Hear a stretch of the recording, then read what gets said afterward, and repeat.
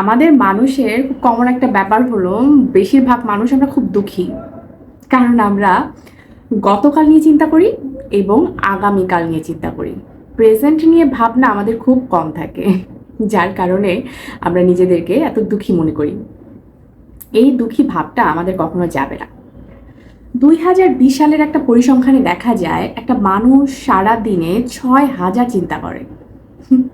আপনি যদি 6,000 চিন্তা একদিনে করেন, তাহলে আপনি কতটুকু সুস্থ এবং শান্ত রাখতে পারবেন আপনার ব্রেনকে? সারাদিনই চিন্তা করি গতকাল কি করেছি, গতকালের একটা কষ্ট আজকে কষ্ট দেয়, আর আজকের কষ্টটা আগামীকালের চলে যায়। এরকম জীবন কাটাতে কাটাতে সারাটা জীবন দুঃখীভাবে পার করে দিই।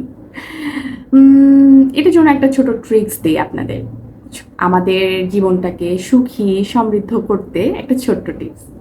আমাদের কাজগুলোকে, বর্তমানের যে কাজগুলো, যেমন এখন যারা আমার এই রিলটা দেখছেন, মনোযোগ দিয়ে দেখা এবং আমার এই রিলটাতে আমি কি বোঝাতে চাচ্ছি সেটা মনোযোগ দিয়ে ভাবা।